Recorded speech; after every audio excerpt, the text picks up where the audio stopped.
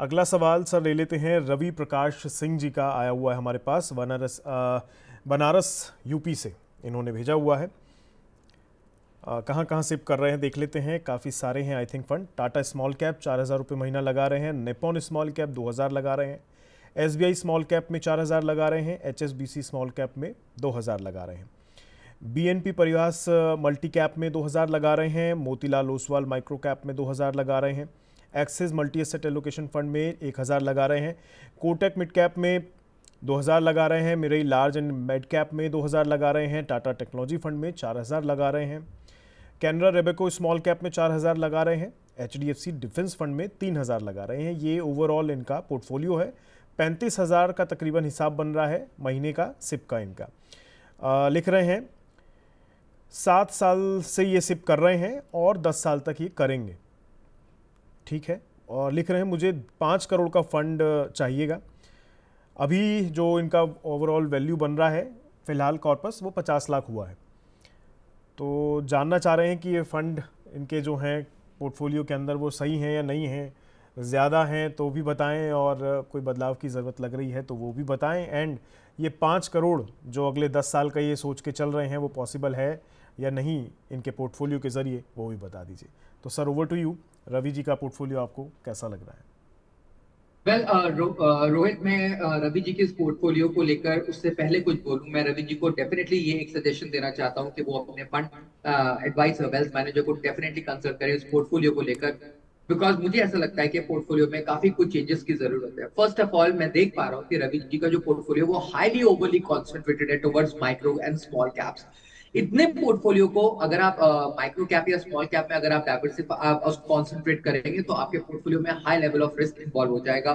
Despite the fact कि आपका जो ड्यूरेशन है वो थोड़ा सा लंबा है, रवि जी मैं चाहूंगा कि आप अपने पोर्टफोलियोज को रीबैलेंस करें। अपने पोर्टफोलियोज में डिफरेंट डिफरेंट जो कैटेगरीज हैं जैसे फ्लेक्सी, मल्टी, मिड, स्मॉल, सारे के सारे कैटेगरीज को आप एक निर्धारित परसेंटेज में आप अपने पोर्टफोलियो का हिस्सा बनाएं। क्योंकि ध्यान रखना बहुत जरूरी है कि स्मॉल कैप्स जब बहुत बार अंडर परफॉर्म करते हैं तो ऐसा भी देखा गया है कि वो 3 से 4 साल या लंबे ड्यूरेशन के लिए भी अंडर परफॉर्मेंस देते हैं। तो रवि जी सबसे पहले आपको अपने पोर्टफोलियोज को रीचेक करने को जरूरत है। सेकेंडली आपको हाईली ओवरली एक्सपोज नहीं होना है small cap as a criteria को, एज ए कैटेगरी को। तीसरा आपको ये भी देखना है अपने पोर्टफोलियोज में कि आपके पोर्टफोलियो में सफिशिएंट कैटेगरीज होने चाहिए जो आपके पोर्टफोलियोज को बैलेंस, जो आपके पोर्टफोलियो को stable quality stocks and returns भी दे। Now coming back to your point, आपका जो क्राइटेरिया है वो 35,000 के एसआईपी का है।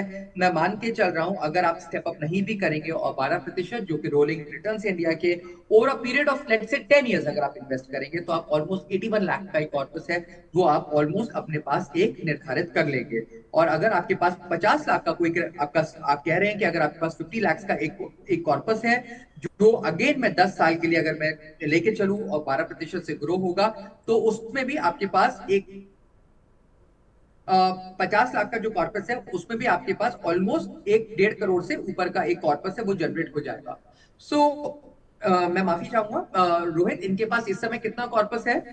सर 50 लाख का ही है फिलहाल, इस पोर्टफोलियो के ज़रिए 50 लाख का है, बट 5 करोड़ बनाना चाह रहे हैं जो शायद पॉसिबल नहीं दिख रहा है।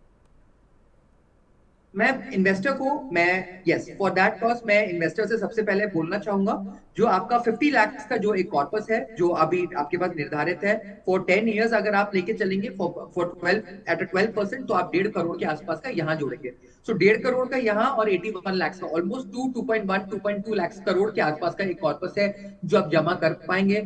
इन्वेस्टर्स को मैं सजेशन देना चाहूंगा कि सबसे पहले क्वालिटेटिव तरीके से आप अपने फंड्स को कंसोलिडेट करें, हर एक कैटेगरी को एक प्रॉपर अपने पोर्टफोलियो में जगह दें। आप ओवरली कॉन्सेंट्रेट ना हो स्मॉल कैप को लेकर और आप अपने जो पोर्टफोलियोज में आप रेगुलरली टॉप अप करें और आप अपने फाइनेंशियल एडवाइजर से प्रॉपर इन डिटेल कंसल्टेशन लीजिए ये डिसाइड करने के लिए कि आपको किस किस तरीके से अपनी एसआईपी कंटिन्यू करना है।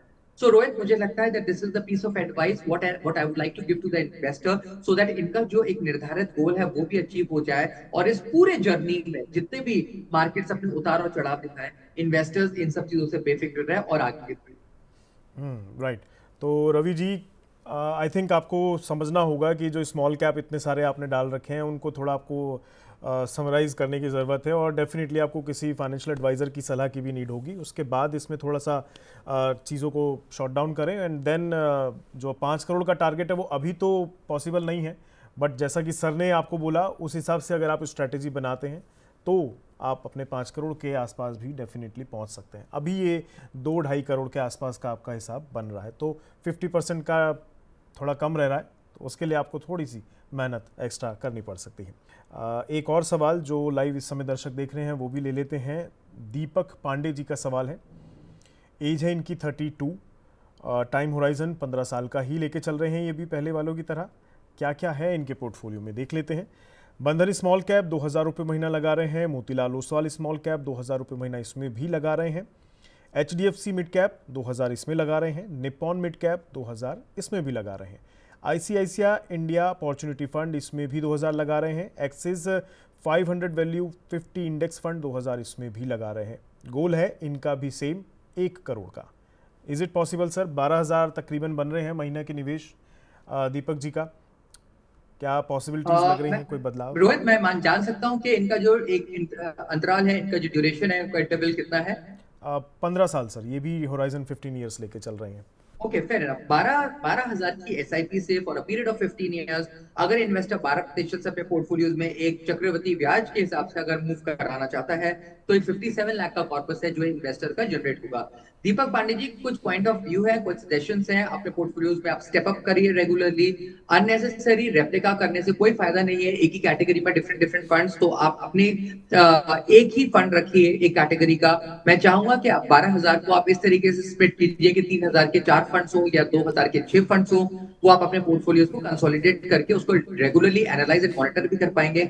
सो Deepak ji, that will be one among the rightest way जिस तरीके से आप भर सकते हैं। मैं चाहूंगा कि आप अपने फाइनेंशियल एडवाइजर से डेफिनेटली कंसल्ट करें और अपने पोर्टफोलियोज को एक स्टेबिलिटी की तरफ भी थोड़ा सा लेकर जाएं, जहां आपके पास फ्लेक्सी कैप या लार्ज कैप बायस्ड फंड्स भी हो, जहां पे क्वालिटी स्टॉक्स भी हैं पोर्टफोलियोज में, and at the same time returns के लिए आपके पास स्मॉल एंड मिड कैप भी हो। सो इन दैट केस रोहित, मैं इन्वेस्टर को सिर्फ यही सजेशन देना चाहता हूं कि अपने पोर्टफोलियोज को बैलेंस रखना बहुत जरूरी है। डिफरेंट क्राइटेरियाज या कैटेगरीज का इन्वॉल्वमेंट बहुत जरूरी है। And last but not the least, regular review करना भी अपने पोर्टफोलियो का बहुत जरूरी है अगर आपको अपने गोल की तरफ बढ़ना है। राइट। तो दीपक जी, जैसा कि सर ने बताया उस हिसाब से आपको इसमें थोड़ा सा और चीज़ों पे ध्यान देना होगा और फिर आप आगे बढ़िए। डेफिनेटली आपका गोल भी अचीव हो जाएगा। अभी थोड़ा कमतर रह रहा है, लेकिन उस पर आपको अपने फाइनेंशियल एडवाइज़र के साथ बैठकर एक बार विचार विमर्श करना होगा। देन डेफिनेटली आप अपने गोल को भी अचीव कर पाएंगे।